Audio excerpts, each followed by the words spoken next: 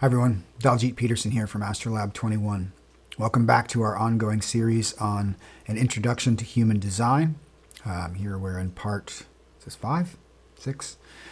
I'm losing track, but we're getting deeper in. Last time we looked at the circuits and the channels of the rave body graph. We got a real deeper understanding of the different qualities, the way the energy flows, the major 3 super circuits inside the rave body graph, the individual, the collective, and the tribal.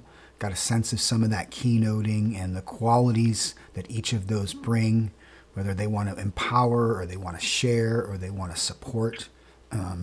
Really fascinating way of looking at the body graph. So now we can move on to the next phase, and today we're going to talk about type and strategy. And these are really two of the key concepts really to human design. Living your design, following your design body graph is all about following your strategy and authority. What does that mean? Well, depending on which channels activate which centers in your body graph will determine which part of you has the authority and will guide you in how to follow a strategy for making correct decisions in life. And that's really the fundamental essence of this system is you want to make decisions correctly, right? And there are 4 types we're going to find out, and a 5th type that's kind of a hybrid. And based on those types, that will determine your strategy. And then depending on which of the centers that you have active is also going to determine where your authority comes from. And we're going to learn there's a hierarchy of authority in this system, right? Some centers have more authority than others. And so if you have one of these systems, you defer to that authority. And that'll all become clear as we look at the graphics and walk through this. So buckle up. This one should be won't be as long, I don't think. But yeah, I'm going to share my screen and we'll get started with type and strategy. So what are the types? Well, there are essentially 4 types in human design. The first and the most common type is the generator. And what makes a generator is that they have a defined sacral center. So anyone who has sacral definition in their body graph is automatically a generator. Full stop, right? The other type is a projector, and projectors are people who do not have a defined sacral and do not have a motor that connects to the throat. So if you have neither of those 2 conditions, but you have some definition, you're a projector. The 4th type is the manifestor. Manifestors do not have a defined sacral, but they have one of the 4 motors connected to the throat, which would mean either the root or the solar plexus or the ego are connected to the throat. That makes you a manifestor, right? Obviously, if you had the sacral connected to the throat, you would be a generator and actually be a manifesting generator, but we'll talk about that. The last type is very rare, and they're known as the reflector.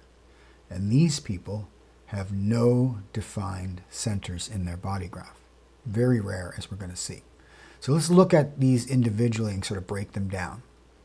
The first thing that that distinguishes each of these types is that each of the 4 types has a unique aura, right? And the aura of the generator is open and enveloping, right? And if you can see how this aura is round here and the arrows are pointing in. The generators, they welcome people in, right? It has almost this centripetal force, if you will, right? These are very magnetic types of personalities. You just feel comfortable in the aura of a generator, right? Generators are big huggers, right? Come on, give me a big hug, right? Probably a generator that's going to want the hug, if you will. So the aura type is the first sort of distinguishing feature of each of these types. So open and enveloping. Now, each type also has a unique strategy. And for the generator type, their strategy is to respond.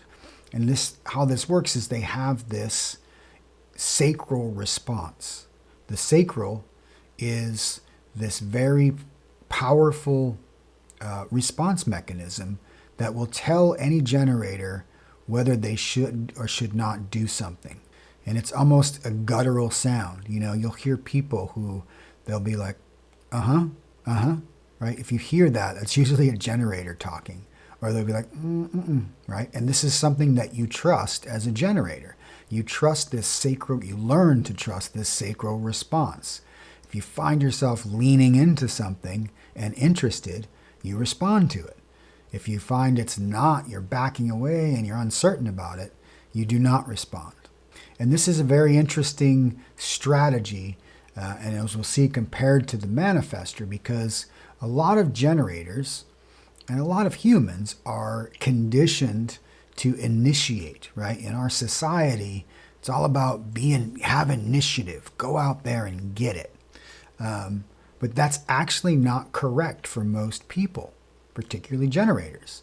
Generators who try to initiate find that they get frustrated because what they're meant to do, what they're designed to do, is to sit back and let life come to them. Someone will come to get your energy because you have an incredible energy capacity. The generator type and its energy is really what drives all of humanity. It is the engine of human condition. So you don't have to go out into the world. The world will come to you and will ask you for your energy. Hey, generator, do you want to come do this with us? And you can go, yeah, I do. And you check your gut and go, yeah. Hey, generator, do you want to come do that? And you might be, no, it doesn't feel right. And so your response is a no. Yes, no, right? Generators are very good at answering yes, no questions. And it's a good way to train a generator. Ask generators yes, no questions, and you'll guide them in responding correctly and using their strategy. So their signature is satisfaction. So when a generator is operating correctly, following their strategy, and just responding to what comes to them in life, and following their sacral response, they have a great deal of satisfaction. They get to use their energy. The energy they have gets used appropriately, and it's satisfying to use up that energy. And at the end of the day, they've used all their energy. They sleep, they rest, they wake up, they're completely recharged. Generators have the renewable energy resource, if you will. It's just constantly available. They know when they're done for the day. They turn it off. They rest. The next day, a generator's ready to go again. This is the design of being an energy being, as we call them in this system. Now, what happens when they're not self, right? When they're trying to initiate and not responding, they get frustration, right? So if you are a generator and you experience a lot of frustration in your life, it's probably because you are not responding, you are trying to initiate, and it's just not correct for you. And I will be completely honest with you, as a generator type, I can't tell you how much frustration I have experienced in life. It's probably my greatest frustration, right? And people would say, you're angry. I've had partners and friends and family. Why you're angry? I'm like, I'm not angry. I'm frustrated because things aren't working the way I want them to. Well, it's because I tried to initiate something. It wasn't correct for me. Anytime I've tried to really force something and put it out there, it doesn't work. It has never worked. And it has led to a great deal of frustration. And so now, as I've learned to respond, and this freedom of going, oh, people are going to come, and it's true too. It's like so many things in my life over my course of my life, it just comes. When I just trust it, it comes. The offer comes, the opportunity comes, and I get to choose. Do you want to do that? Yeah, that's not. Do you want to take this job? No, I don't want that job. The other one comes. No, yeah, that one's better. It's really such a privilege. And, that's the quality of the generator type. So signature, this is satisfaction versus frustration. And the generators are 70% of the population. So, as I said, this is the engine of humanity. The majority of humans are generators. And they run the world with their energy, for better or worse. Now, if every generator on the planet was operating from their strategy to respond and was satisfied, we would have a completely different planet. But what we have mostly are generators who are not using their strategy, who are trying to initiate because they've been conditioned to go out and get them. Because think about it, if you're a kid, a young adult, and you have people recognize this energy, and they're like, you got to go out and initiate, take the initiative, go for it. And that's our culture. Our culture is an initiative energy, but it's not correct for most people. And so that causes a great deal of frustration. And then the generators who are frustrated take that frustration out on the other 30% of the population and on each other.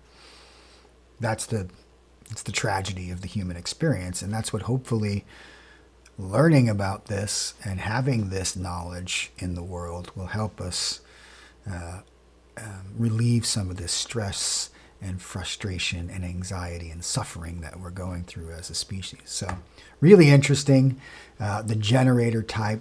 So what's the projector about? Well, we can see this is a different aura, right?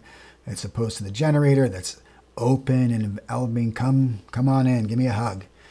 The aura of the projector is focused and absorbing, very unique type of energy where it's kind of, the energy of the projector is all about focusing on the other. It's very interested in one-on-one relationships. It's very acutely sensitive to the other. And what's interesting about the projector is that it projects onto the other so that it can learn about itself. And there's a nice relationship between the generator and the projector type. The projectors are the perfect managers, if you will, for the generator workers. And this is something that is kind of evolving in our culture as projectors become more aware and empowered to play the role that they're meant to play within our society, to follow their strategy. As we'll see, their strategy here, though, is to wait for the invitation. Projectors have to be invited. They have to be invited. They don't initiate and they don't respond. They wait for an invitation. Someone has to invite them to share their gift, to share their input, to share their ideas, to share their criticism, whatever it is, right? These are non-energetic beings. They don't have a defined sacral, so they don't have that constant generative power, right? These are people who can get burned out very easily. They have to be very protective of their energy. And again, by conditioning, if you train a projector to be initiating, boy, that's really going to screw them up, right? That's the burnout. Projectors get burned out probably more than any other energy type or non-energy type, any other type, I should say, because they just don't have the power to initiate, let alone generate. But they can project, they can share, and so their signature is success. When a projector waits for an invitation and gets invited in, and someone recognizes them for their gift and their perspective because of that aura that can focus on someone else and really absorb and reflect and be a great sounding board for everyone, that's success. That's what they're here to do. Projectors are here to share their perspective with the other. Now, when they're not self, when they're trying to initiate or generate, they end up with bitterness, right? These people are very bitter. Why? Because they're not appreciated. They're not seen. They're not recognized for their gifts. But the reason is they're trying to force them out there without being invited. So it's an uninvited opinion. It's an uninvited input. And it gets rejected. And they get bitter because no one sees me, no one values me, no one appreciates me, no one understands me. But if they wait for the invitation, because someone has recognized and does see their gift and wants it from them, then it's successful. Really profound. Now this is 20% of the population. So after generators, the projectors are the second most populous of the types. So there's 90% of the population are generator and projector. And these two energy types really do have a sort of dynamic relationship. And I think as we see our societies evolve, and if we can recognize these energies and put them to proper use, we are going to be way more satisfied, successful, productive, and functional, and we'll have a lot less frustration and bitterness and pain and suffering. So that's key. Now, the third type is the manifestor. The manifestor has a closed and repelling aura. And this sounds like, it's not as bad as it sounds, and this is, and I'll explain why. You can see, in many ways, the manifestor is the opposite of the generator, right? This energy that pulls people in, this centripetal force, if you will. The manifestor has a centrifugal force. It is moving from the center outward. Because manifestors can actually manifest. These are the doers. These are the action-oriented people of the human population. They have energy to put out. They don't have to wait for the invitation. They don't have to wait to respond. They have the power to initiate. They have a motor to the throat. They can manifest. They are the manifestors. But they have to follow their strategy. And their simple strategy is just to inform. They have to let people know what they are about to do before they do it. But most manifestors don't. They just do it. Just do it, right? This is the Nike generation. This is the Nike type. But that'll get you in trouble. Because if you're a manifestor and you start doing stuff and you don't tell people what you're doing, they're gonna block you. They're going to stop you. They're going to put up roadblocks. They're going to get in your way and prevent you from doing that thing you're supposed to do, right? But if you simply inform them first, let the generators and the projectors and the reflectors know, hey, this is what I'm going to do. And this is why I'm going to do it. And this is why it needs to be done. And I'm the one to do it. Boom. All of a sudden you have success. And the success, the signature for the manifestor is peace. They have a sense of peace. They can do their thing. No one gets in their way. And they can take this powerful energy and use it in the world. And it's very satisfying for them to do that. But if they don't inform and people get in their way and prevent them from manifesting, anger. They are angry people. And this is where you find the most angry people are not self-manifestors who are not following their strategy. They're not informing. And manifestors make up 9% of the population. So smaller percentage. In the seven-centered world before the modern era, manifestors were probably more prevalent. And they were the rulers. They were the hierarchy, right? It was really more manifestors running generators, Now, since we've moved to a nine-centered being, the projector has come into the picture as well as the reflector. These are sort of new evolving types that are now changing the dynamics of the interaction between the types and the typologies in the human condition. So there's the manifestor, and then the reflector is the rarest form, okay? And their aura is sampling. They just kind of take samples of the environment. These are very environmental people.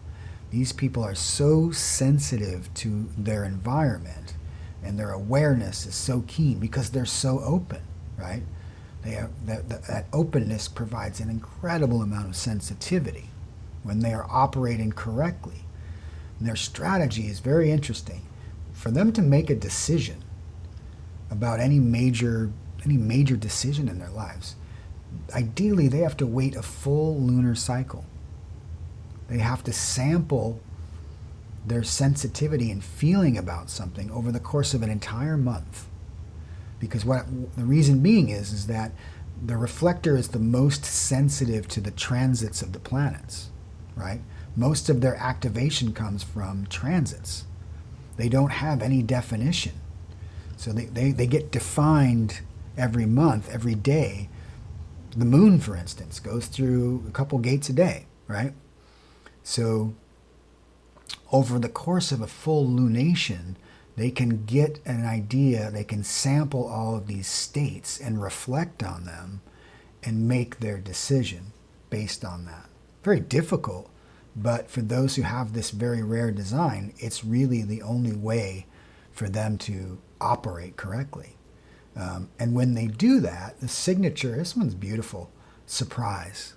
They're surprised by the outcome, you know, because they're so open. If they make a decision in the moment, they will make a poor decision, most likely. And it won't be something that they didn't expect, the sense of surprise. I just love that. And it's one of the types that's probably the least understood because it is so rare, but it is really sort of delicious to sort of understand these folks. Obviously, the not self is disappointment. So disappointed in the outcome. That didn't go the way I expected.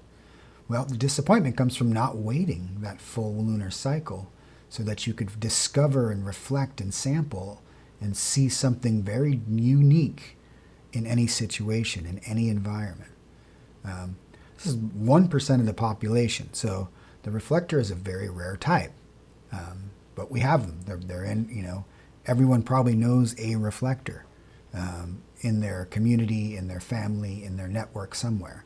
And it's really interesting to observe reflectors operating in the world and actually giving them human design. They probably benefit the most from having this information.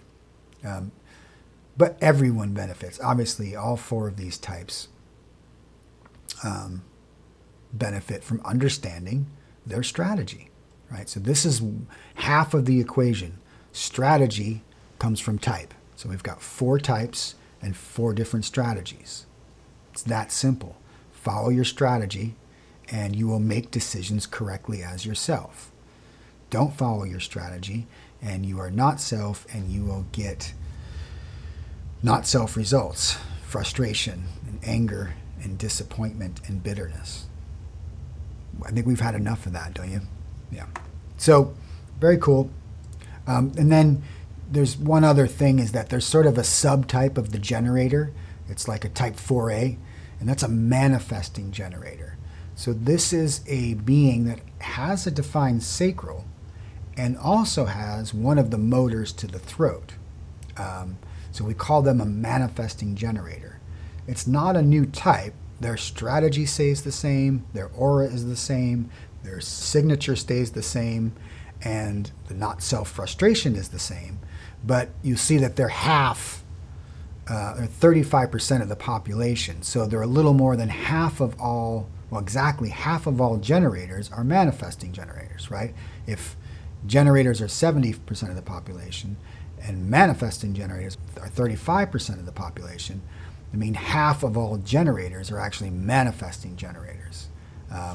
And I count myself among that population. So a unique kind of generator means, what it really means is that they respond very quickly. Once they make a decision based on that sacral response, they can move into action very quickly.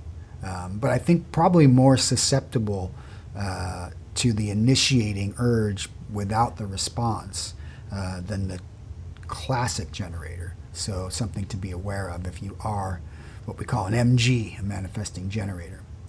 So there's the types. The next piece of this puzzle is authority. So type gives you strategy, but authority comes from the different centers. So we're going to look at the different kinds of authority. and it's an inner authority. This is very important as opposed to an outer authority, which is something we'll talk about later. But your inner authority is which of these centers do you have authorization from? And the thing about authority is it's hierarchical. And what do I mean by that?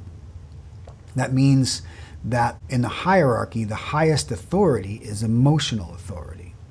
So let's start by taking a look at what is emotional authority. And one of the first things to be aware of when we consider this emotional authority is that half of the population has a defined solar plexus, has emotional definition, and therefore their inner authority is emotional authority. And this is an important concept to really grasp. Half of the population are emotional, and half are what we would call unemotional. And again, that's just language that we have to be aware of, right? Doesn't mean that people who have an open emotional center are unemotional. It's actually quite the opposite. If you have an open solar plexus, it means you are open emotionally, and you can really experience the full gamut of emotions that are available to us as human beings. But this is just kind of a way of languaging this distinction, and it's one that we'll likely explore quite a bit. I think one of the deepest insights I've gotten from my diving into the human design system is this difference between emotional definition and being undefined. And this mechanic is really quite powerful and important for those both defined and undefined with the emotional center to really understand what that means. So emotional definition is a big concept mechanically to understand. So what does it mean to be emotionally defined? For instance, we could have a definition like this. This would be a classic pure generator, right? They have a defined sacral, a defined spleen, and a defined emotional center, right? And all these are giving different signals, right? They're giving us awareness, two different awareness types, and a motor here. Essentially, this would be a generator. Their strategy is to respond, and this response is always in the moment, right? They have that yes or no reply to any offer, any opportunity to invest their energy as generators. It's right? That guttural response. They have an instinctive awareness in the moment. They're getting all these clues minute by minute that their spleen is saying, this is good, this is bad, this is healthy, this is not, this is safe, this is dangerous, right? So there's a lot of in-the-moment feedback from this kind of energy type.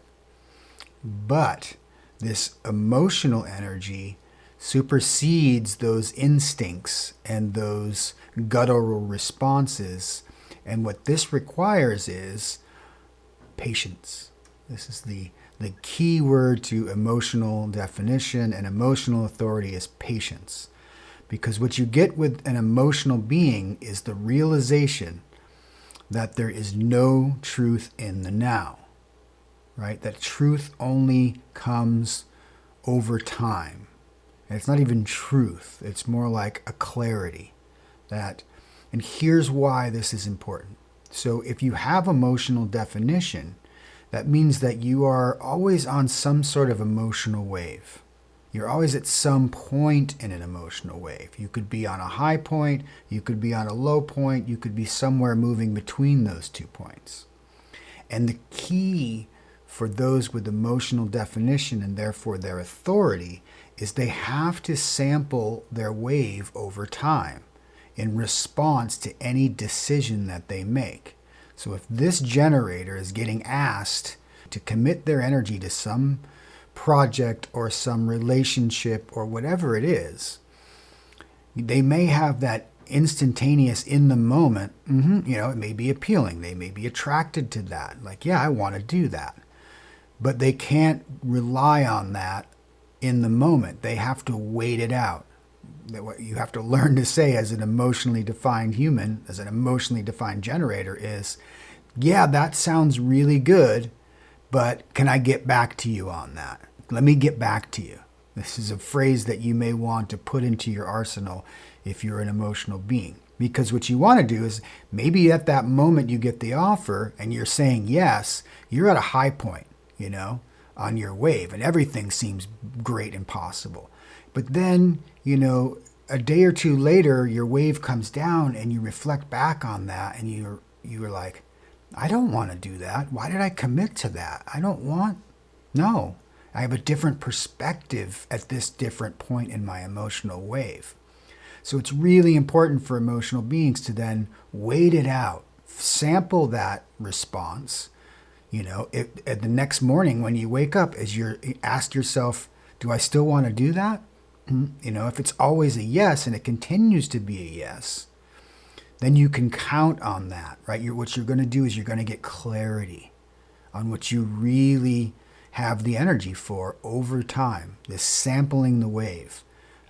Fundamental to understanding how to use emotional authority. And again, half of us have this mechanic, right? I'm amongst that population. I have emotional definition, and this has been one of the most important insights, I would say, into my design is this emotional authority, and not an easy mechanic to operate with, I will say. Certainly at first, it takes some getting used to, right? So you can see, here's a generator. We could look at different configurations. Here we would have, say we also have a voice to the throat.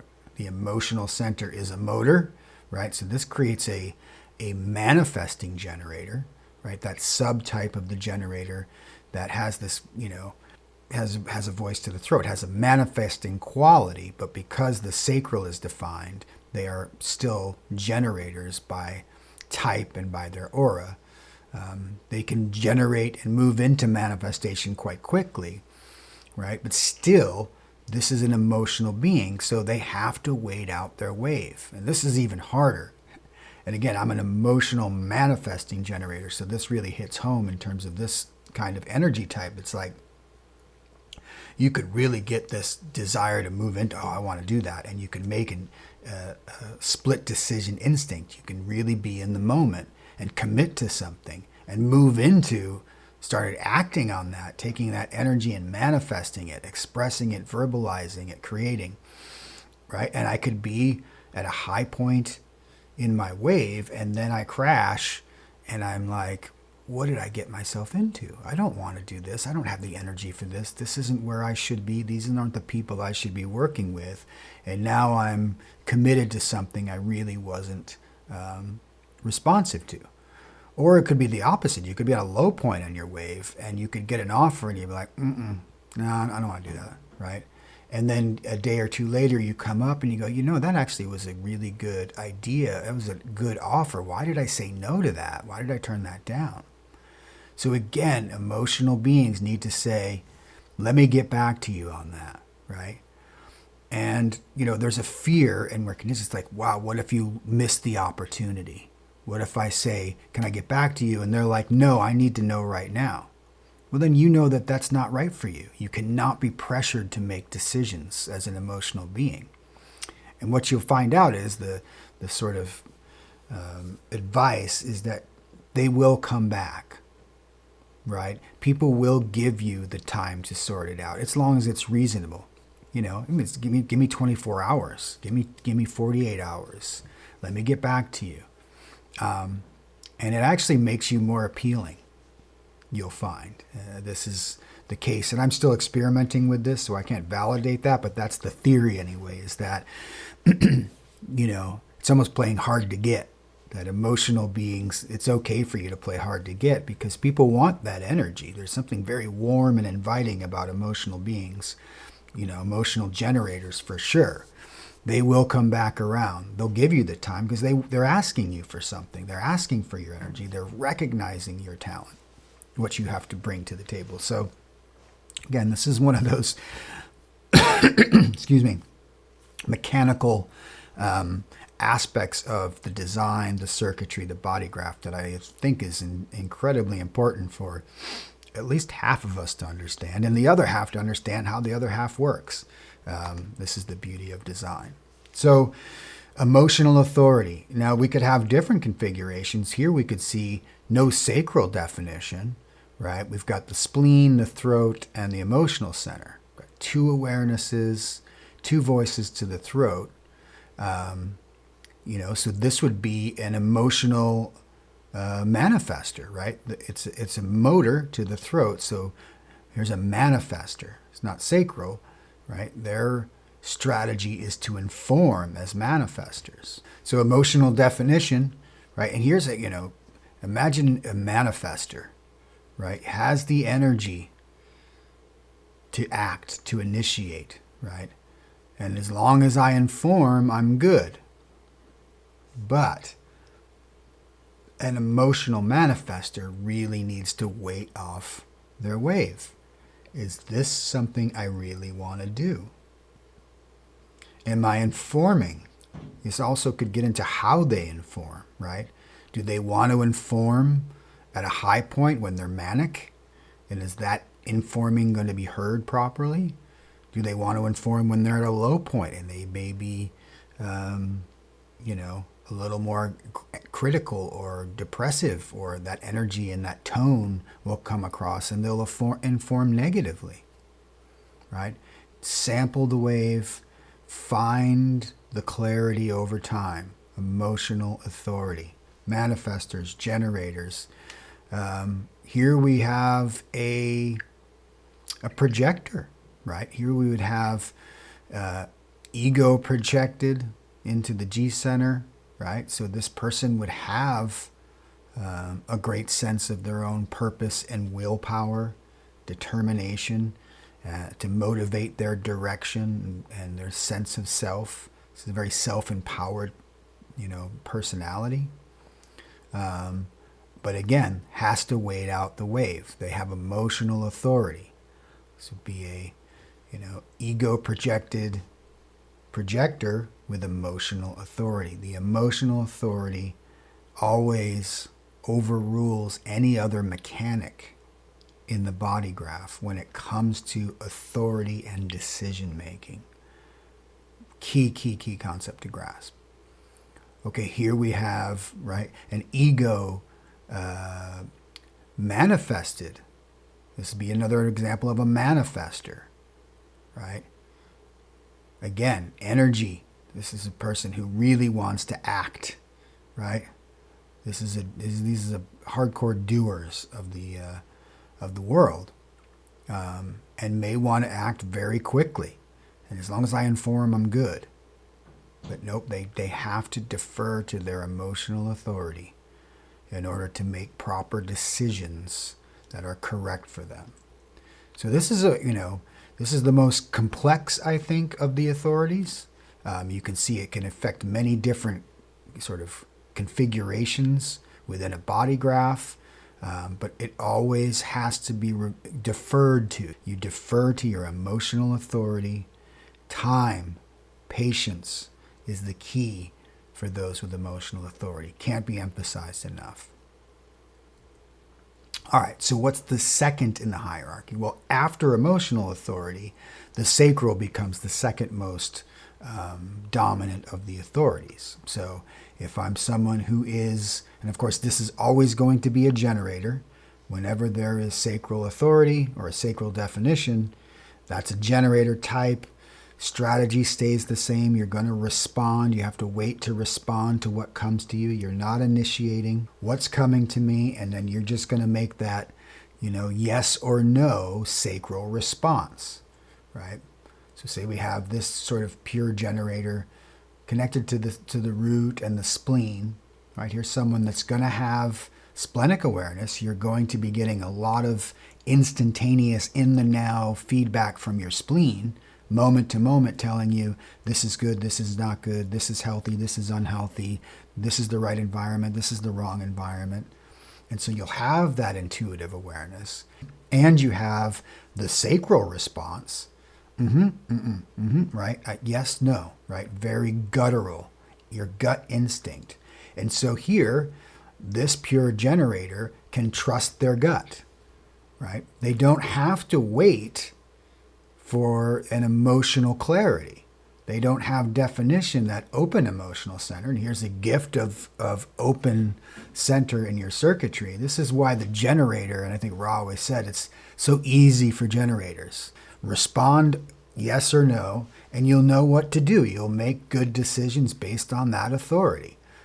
There's something very pure and clean and simple about the mechanics of generators. Then there's a good example of the difference. When we had a similar configuration with a generator with emotional authority, they have to wait. No truth in the now, clarity over time. This type of being has truth in the moment, has truth in the now. The sacral is all about the now. It's in the moment, always giving you, as long as you're in tune to it, right? So it's learning to trust your gut. That's what the sacral beings are all about. Now here we could add definition through the G center up to the throat. So this would create a manifesting generator, right? That subset of the generator type.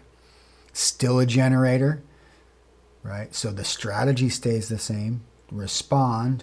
The instinct to manifest is there, but it's in the now. It's guttural awareness. Yes or no. Yes or no. Right. So that's the key for those who have sacral authority. Is to learn to ask yourself those yes or no questions and get people to ask you yes or no questions. This is a good practice that you often find at like human design. When you're bringing new people in, a lot of analysts will just ask specific yes or no questions to train these generators with sacral authority how to tap into that gut instinct, that guttural response. And to ask and have people in your life, in your world, your friends, your family, your partner, ask me these questions, yes or no, so I can hear myself respond to those, especially a manifesting generator. That might be helpful because you want to hear yourself sort of feel and hear your response, acoustically even, especially if you're an individual. So very straightforward, I think, compared to the emotional authority, the sacral authority. So yeah, very clear cut in the mechanics in many ways.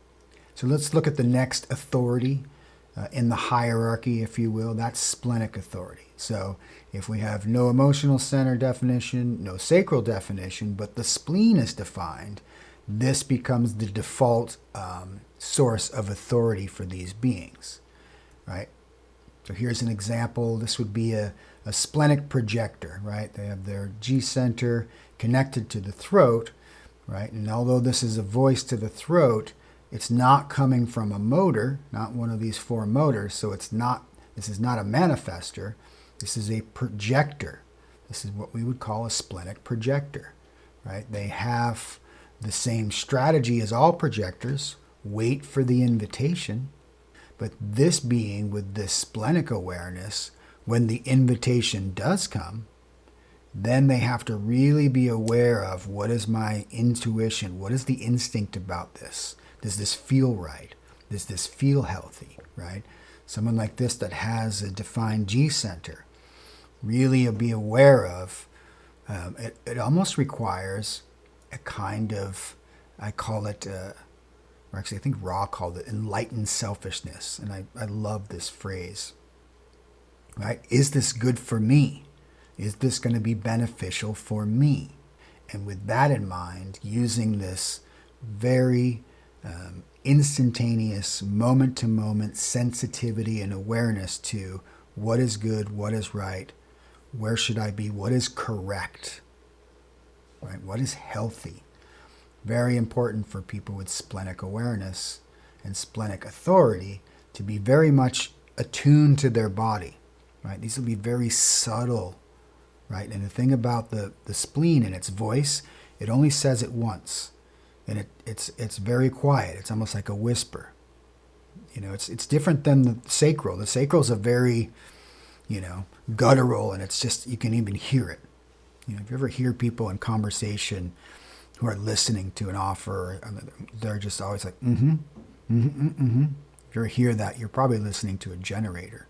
Here, the awareness is more subtle with a projector, a splenic projector. They have to be really sensitive to their own environmental cues, the internal cues of their body. What is it? How does that feel? What does that make me feel in every moment?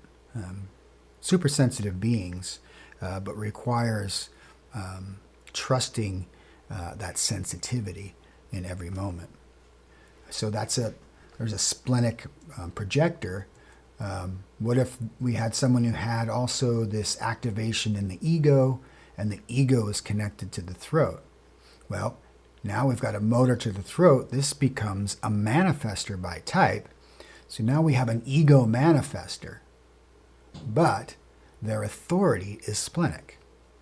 So that's what we would refer to this. This would be an ego manifestor with splenic authority. And I believe this is what Ra, the founder of human design, had this, not this exact mapping, but that was his strategy and authority, right? Here's someone as a manifestor has to inform. This is a doer. This is the most powerful in many ways of the manifestors. I guess the emotional manifestors are pretty powerful too, but these ego manifestors, boy, they are ready to kick ass and take names. And so this type of being, despite having that strong willpower, a strong sense of identity and direction, they still have to use that same sensitivity that the projector, the splenic projector, had to do, because their truth is moment to moment, and it's in that instinct and intuition. And the other thing to note about splenic awareness and splenic authority is that it can change moment to moment too. It just because it's giving you one sort of signal in this moment, 10 minutes later or the next day, it could have a different response. The environment may have changed, the circumstance may have changed, and so it's attuning to those precise and almost imperceptible changes in environments, in situations. So splenic authority requires a really deep sensitivity. But you learn to trust that, and you start to operate listening for those, attuning yourself to your inner sensorium and your environment, and you will learn to attune yourself to make decisions properly, correctly, as your true self, as a splenic authority, despite your type, right? It's you're starting to see how authority has this different dimension than just type. It can encompass a lot of different types, but the authority is where you really have to trust whatever that awareness is to make decisions. So those are the two types of splenic authorities. They're either going to be projectors or manifestors, obviously, because there's no sacral. The next is the ego authority. So here we'd have a being that didn't have either the solar plexus, the sacral, nor the spleen is defined, but they have definition in the ego connected to either the G center or to the throat. And that would actually create two other subtypes of this ego authority. The first being the ego manifestor. This is an ego manifested authority. So say someone had just these two centers defined, right? So they would be able to trust their ego in terms of how they made decisions. That's their authority. And what's interesting about this specific type is they almost have to listen to what they say in order to know how to make correct decisions, right? Because it's the throat, so it's the expression, and it's the ego, the desire, the willpower. They have the energy to do something, but it's almost like whatever comes out of their mouths is what's correct for them. And it's important for them to not be dissuaded or persuaded by what they think they should do, because an open mind here could be very conditioned to do the wrong thing. They have to trust this sort of almost, whatever I say, I do. Ra referred to it as surrendering to the truth of your own inner voice. And that's how you're going to make the proper impact, right? The manifestors are all about the impact that they have on the world. So it's a very interesting, different mechanic. You're starting to see how, depending on the authority, which of those centers is the hierarchical definition, it changes how you're going to make decisions and navigate correctly as yourself by your design. So the other is the projected type of ego authority. So here we don't have the throat involved, so this is a projector by type. It would be an ego projector. And so it's a little bit different. Without the voice, they're not listening to themselves as the ego manifestor might. This is their check-in is their center of self, the G center, right? And this is kind of like we talked about the splenic projector in a way. These are ego projected, but the self is really where the check-in comes from. It's got to be right for you. So some of that sort of enlightened selfishness plays into this type of authority. And it's okay to be selfish, in any decision that you're making as an ego projected projector. It's like, what's in it for me? Is this good for me? What am I going to get out of this situation, relationship, commitment, whatever it be, right? So you've waited for the invitation. When the invitation comes, check in with yourself, your identity. How is this going to help me? Right? Because that's the only way it's going to, your gift is going to be helpful to respond to the invitation, is if it is mutually beneficial. These energy types need that and need to be aligned with people and places and situations wherein that gift, that projected awareness, that penetrating aura can be of service. And you're going to get something in return. It's a mutually beneficial dynamic. So again, these mechanics you can see how fascinating it gets when we see what's involved. And we're seeing how this starts to layer, right? So if we understand how the circuitry works, that's that first layer of information, the characteristics, if you will, of all the body graph and its circuit board of energy. And then you consider it from the idea of the type, the 4 types, 4.5, 4.5 types, but how do I respond? What is your strategy? And now you get to authority. This starts to give you the additional layer of appreciation for what to start to see as we look at body graphs, and you'll really start to understand mechanically, as Ra always said, the mechanics of the Maya. How does this thing function? How does it work? I think it's brilliant. I hope you share my enthusiasm for it. I'm a Gate 16 personality son. It's all about enthusiasm. And this really captures my imagination. So that's the 2 types of ego authority. And as we're getting down, these become more and more rare. What you'll find is the emotional and the sacral tends to dominate, right? Splenic becomes 3rd, and then these are rarer and rarer types because they have less definition and just, I think, as pure percentage of the population, if you were to take a sample, if we had, a couple million charts, we would probably find that these numbers continue to decrease in the population as we move down the chain. So the G, or the self, this would be a self-projected authority. And in order to have this, you're either connected to the throat, right? That would be one way. And then I think this is the only way you can have self-projected authority, right? Because you can't have any of the motors down here. We've already eliminated those. If we did, they'd be ego or splenic or what have you. So this is the, I think it's just called this self-projected authority.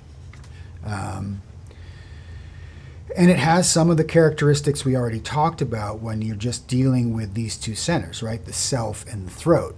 And because the throat is involved, again, it's a process of listening to yourself, hearing yourself make decisions, sounding things out.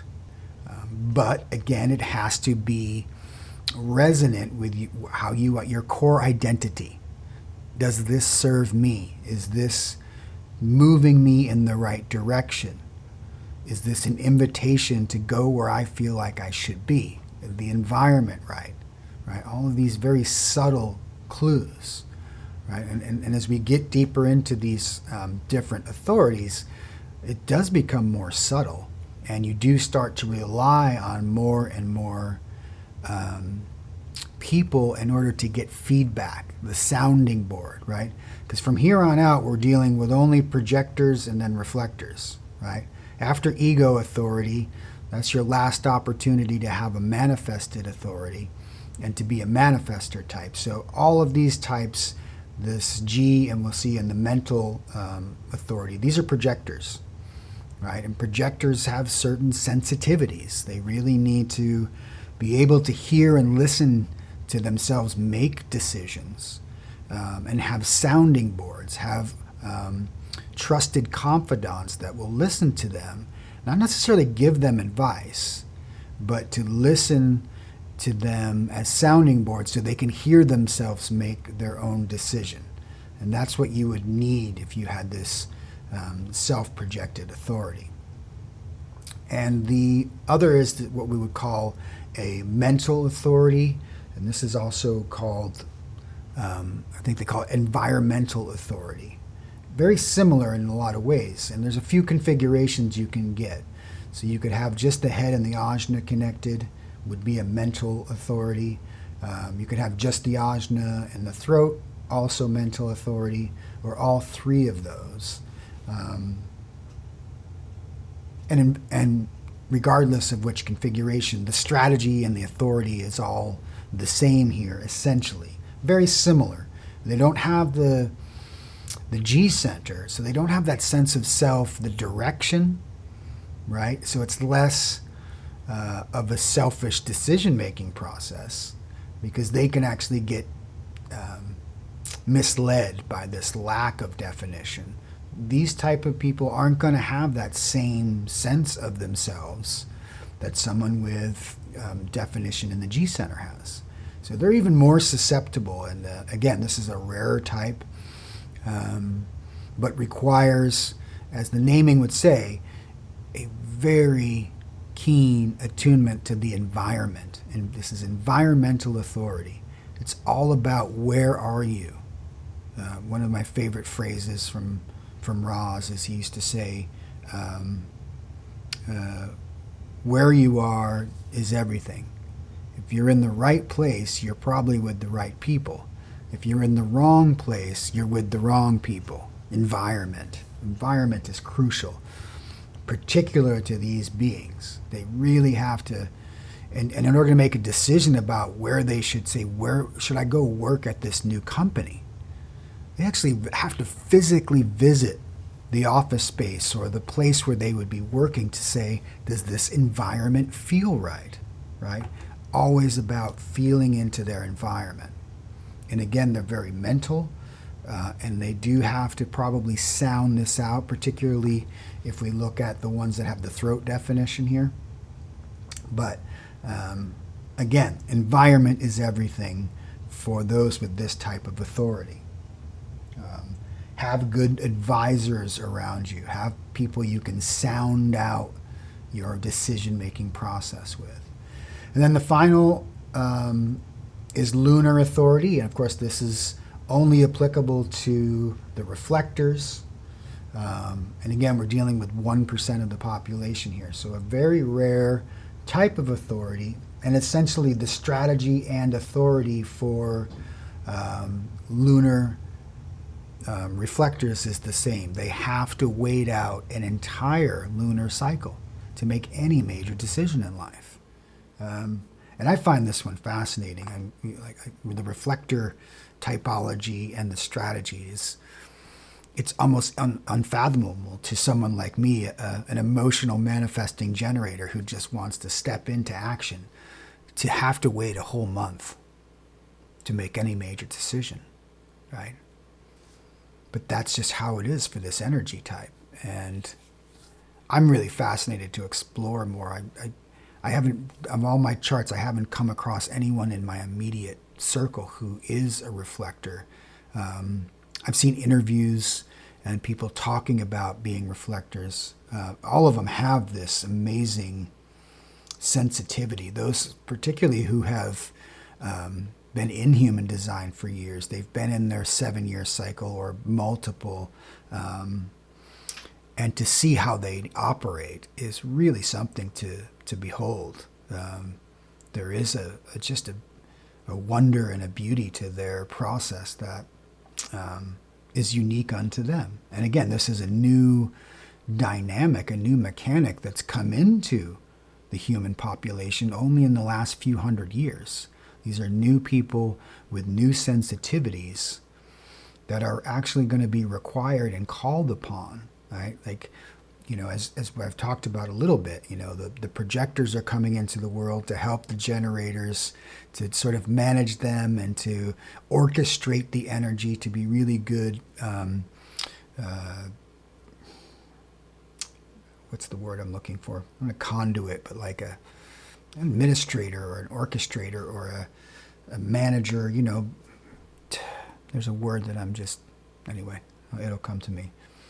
It just has a nice denotation. But then you get the reflectors, and they can just stand back and take the biggest picture possible and really say, okay, generators and manifestors, you got the ideas, you're executing. We've got the projectors who are kind of keeping everything on track, and then the reflector stands back and really looks at the big picture, the big direction. They have the broadest peripheral, right? Because they're just open to everything. And if they're operating correctly in all that openness, they see all the possibility. They can see around the corner where no one else can see, right?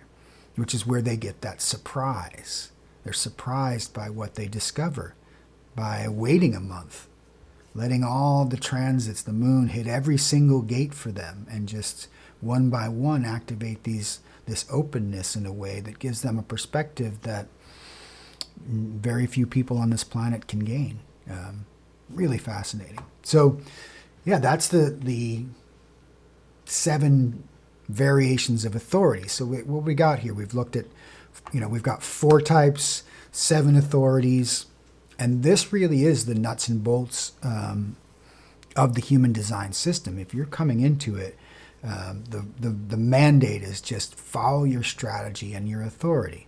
And as you begin your experiment in your human design, living your design, living by design, living as your authentic self, right? Knowing what your energy is, knowing what you have defined and you can count on, using that energy properly, knowing what you aren't, not trying to operate out of open centers as a not self, as you've been conditioned to do. And this is the process that human design invites us into, is this deconditioning process.